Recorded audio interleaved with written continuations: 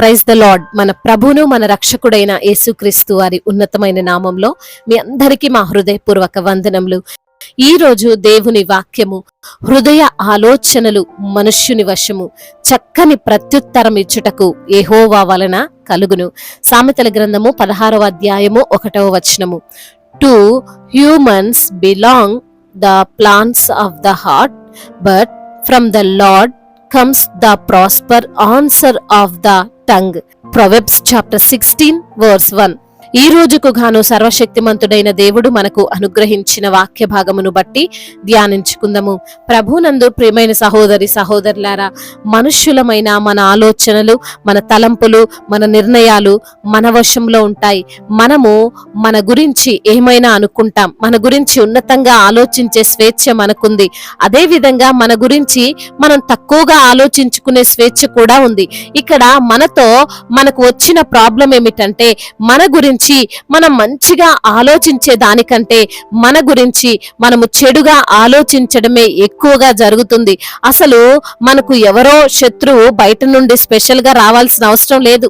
మనకు మనమే పెద్ద శత్రువులం, అందులో పెద్ద సందేహం ఏమాత్రం లేదు. ఎందుకు నేను ఈ మాటలు అంటున్నానంటే, నేను సాధించగలను, నేను చేయగలను, నాకేం కాదు, నాకు అన్నీ అర్థమవుతాయి, నేను గెలవగలను అని 100లో 10% మంది కూడా అనలేరు.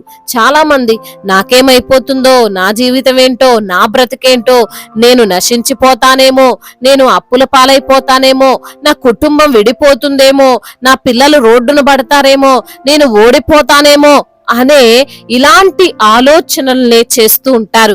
మన జీవితంలో ఏదైనా ఆపద రాగానే క్షణం ఆలస్యం చేయకుండా మొదట వచ్చే హృదయ ఆలోచన ఏమిటి అంటే నెగిటివ్ ఆలోచనే. సమస్యలు ఎవరికి రావండి? అందరికి సమస్యలు ఉంటాయి. అందరూ కష్టాలను ఎదుర్కోవాలి.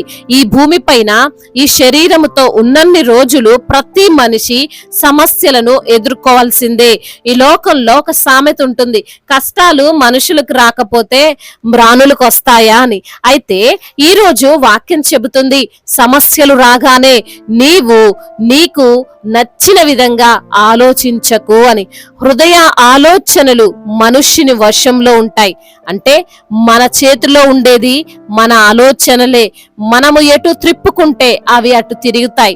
మంచి వైపు నిన్ను బలపరిచే వాటి వైపు, నిన్ను గెలిపించే వాటి వైపు వాటిని త్రిప్పుకున్నావా పర్వాలేదు, నీవు సాధిస్తావు. అదే చెడు వైపు త్రిప్పుకున్నావా ఇక నీవు నిరుత్సాహంలోనికి వెళ్ళిపోతావు. బైబిల్ గ్రంథంలో సారేపాతు అనే ఊరిలో ఉన్న విధవరాలు కూడా అలానే తన హృదయాన్ని నిరాశ వైపుకు త్రిప్పుకుంది, నిరుత్సాహం వైపు త్రిప్పుకుంది.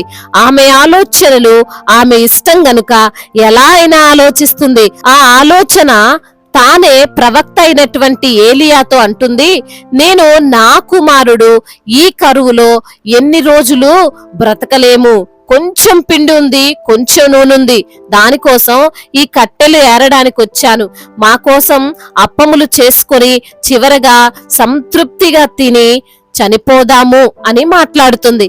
ఆమె డిసైడ్ అయిపోయింది.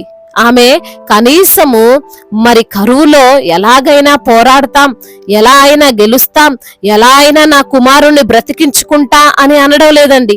అంతా అయిపోయిందండి అన్నట్లు మాట్లాడుతుంది. మనం కూడా అలాగే మాట్లాడతాం కదా.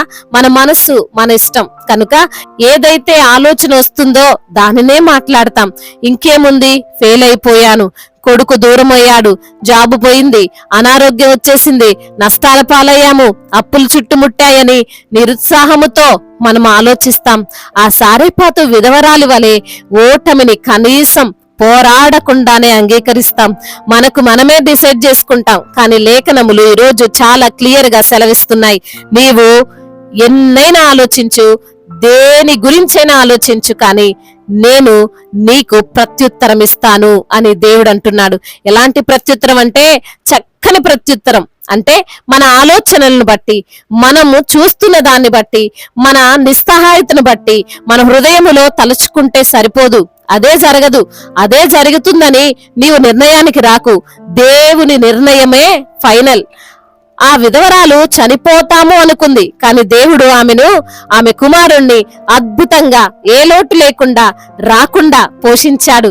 నీ జీవితంలో కూడా నీవు ఈ రోజు గుర్తు పెట్టుకోవాలి, నీవు నీ హృదయములో 100 రకాలుగా ఆలోచించిన దేవుడు మాత్రం నీకు చక్కని ముగింపునిస్తాడు.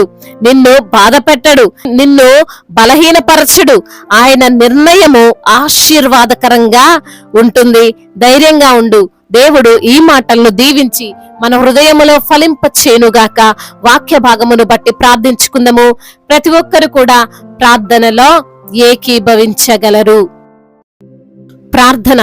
మహాశక్తి సంపన్నుడా, మహోన్నతుడా, కృపా కనికరములు కలిగిన దేవా, జీవాధిపతి, మీకు స్తోత్రాలు. ఉన్నవాడా, అనువాడా, గొప్ప తండ్రి, మీకు వందనములు. అవును ప్రభా, హృదయ ఆలోచనలు మనుష్యుని వశము ప్రభా.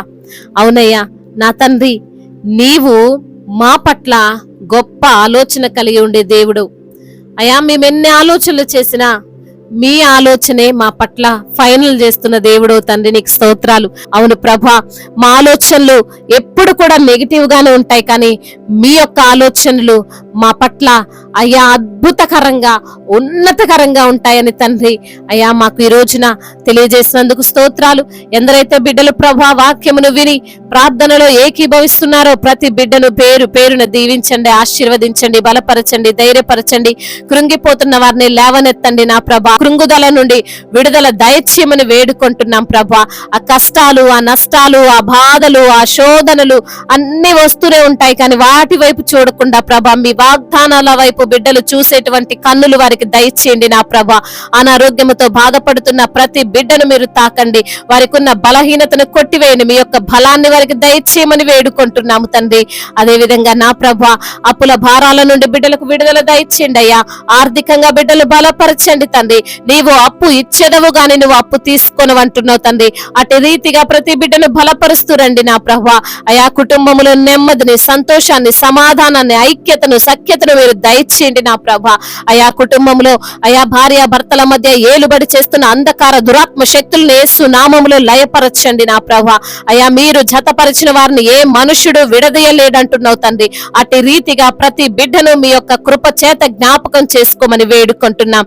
చిన్న బిడ్డలను కాచి కాపాడండి అయ్యా. స్కూల్ కి వెళ్తుండగా వస్తుండగా ప్రభా మీ కాపుదల్లో వారిని భద్రపరచండి. యవన బిడ్డలను మీ చేతికి అప్పగిస్తున్నాం. యవన వయసులో ప్రభా బిడ్డలు చెడు నిర్ణయాలు తీసుకోకుండా అయా దేని నిమిత్తమో తండ్రి వారు అయా మరి తండ్రి కృంగిపోకుండా మరి నా తండ్రి బిడ్డలకు కావాల్సిన జాబ్ విషయంలో ఆ యొక్క తండ్రి జ్ఞానం విషయంలో ప్రభా మీ జ్ఞానము చేత నింపి నడిపించి అయా మీ సన్నిధిలో సాక్షులుగా వారు నిలవబెట్టుకోండి. చెడు వ్యసనాల నుండి విడుదల దయచేయండి. చెడు కార్యాలకు వారు లోబడకుండా అయా వారిని తండ్రి మీరు గద్దించండి. ఎందరైతే బిడ్డలు అయా వివాహ విషయంలో మీ చిత్తమును బట్టి మొర పెడుతున్నారో వారికి తండ్రి మీరే సహాయము చేయండి.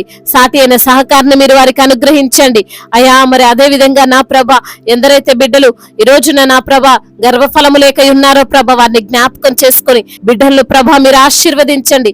నీ సంతతి వారు ఇసుక రేణుల వలె విస్తారమగుదురంటున్నావు తండ్రి. అట్టి దీవెనను ప్రతి బిడ్డకు మీరు అనుగ్రహించండి దేవా. అదే విధంగా అయా ఇప్పుడే పుట్టిన చంటి బిడ్డలను కూడా జ్ఞాపకం చేసుకోండి. బరువు పెరగడానికి సహాయము చేయండి.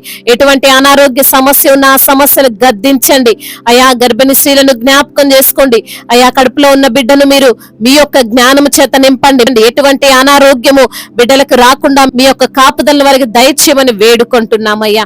అయా మా భారతదేశాన్ని దీవించండి. సమాధాన దేశముగా, ఐక్యత కలిగిన దేశముగా, సఖ్యత కలిగిన దేశముగా, న్యాయముగా ప్రవర్తించే దేశముగా మా భారతదేశాన్ని నిలవబెట్టండి. అధికారులందరికీ సమయోచితమైన జ్ఞానాన్ని దయచేయండి అయా. మీ యొక్క చిత్తానికి లోబడే మనసును వారికి దయచేయండి అయా. మరి దేవా అయా సువార్థికులను మీరు బలపరుస్తూ రండి ప్రభా. అవునయ్యా వారు ఎక్కడైతే సువార్త ప్రకటిస్తున్నారో అనేక మంది ప్రభా మిమ్మల్ని అంగీకరించినట్లుగా సహాయం చేయండి. మీ ఆత్మ చేత వారిని నింపండి ప్రభ, నడిపించండి. మీరే నిజమైన దేవుడని తెలుసుకొని ప్రభ మీకు లోబడే మనసును వారికి దయచేయండి. ప్రతి ఒక్క మోకాలు మీ సన్నిధిలో వంగునట్లు, ప్రతి ఒక్క నాలుక మిమ్మల్ని స్తుతించినట్లు గొప్ప కార్యాలు బిడ్డల పట్ల జరిగిస్తున్నామని వేడుకుంటున్నాం. మిషనరీస్ ని దీవించండి. ఇతర దేశాల్లో ఉంటున్న ప్రతి బిడ్డకు మీరు తోడై ఉండండి. వ్యాపారాలు చేసుకున్న బిడ్డలు, అదే విధంగా నా ప్రభ కూలి పని చేసుకున్న బిడ్డలు ప్రభ ప్రతి బిడ్డను మీరు దీవించండి అయా. అనాథలను ఆదరించండి, అభాగ్యులను ఆదుకొనండి. విధవరాల పక్షముగా మీరుండండి. ఒంటరి వారిని పక్షముగా మీరే న్యాయమును తీర్చమని బ్రతిమిలాడుకుంటూ తను ఇంతవరకు చేసిన ప్రార్థన అంతటిని మీ పాద సన్నిధిన చేర్చుకోమని మానాథుడు సర్వశక్తిమంతుడు సజీవుడు బలవంతుడైన యేసుక్రీస్తు వారి శక్తి కలిగిన నామంలో ఈ ప్రార్థనను అడిగి వేడుకొని పొందుకొని ఉన్నాము మా ప్రియ పరలోకపు తండ్రి, ఆమేన్. ఈ రోజు పెళ్లి రోజు మరియు పుట్టినరోజు జరుపుకున్న వారందరినీ దేవుడు దీవించి సకల మేలులతో ఆశీర్వాదములతో కృపాక్షేమములతో శాంతి సమాధానము నెమ్మదితో దేవుడు మిమ్మల్ని నింపునుగాక. మీ ప్రార్థన అవసరతలు మాకు తెలియజేయగలరు. మీ కొరకు మేము తప్పక ప్రార్థిస్తాము. మొదటిసారిగా మన యొక్క ఆదరణ వాక్యం చూస్తున్నట్లయితే తప్పకుండా సబ్స్క్రైబ్ చేసుకోగలరు. ఈ వాక్యం మీకు ఆశీర్వాదకరంగా ఉండినట్లయితే కనీసం ఒక 10 మందికైనా ఈ వాక్యాన్ని షేర్ చేయగలరని దేవుని పేరిట మనవి చేసుకుంటున్నాను. దేవుడు మిమ్మల్ని ప్రేరేపించినట్లయితే విశ్వాసముతో సాగుతున్న ఈ పరిచర్యను ప్రోత్సహించండి. May God bless you all. దేవుడు మిమ్మల్ని బాహుగా దీవించి ఫలింపచేయునుగాక.